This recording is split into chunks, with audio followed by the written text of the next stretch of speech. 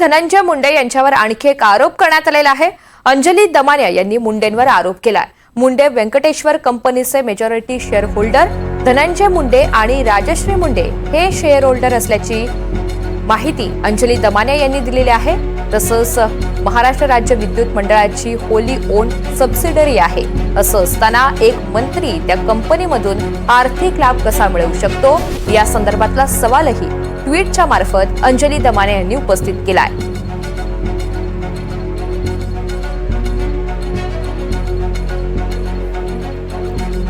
त्यांनी काय ट्विट केलंय सविस्तर पाहूयात। धनंजय मुंडेंचा ताबडतोब राजीनामा घ्या। व्यंकटेश्वर इंडस्ट्रियल सर्व्हिसेस नावाची कंपनी आहे।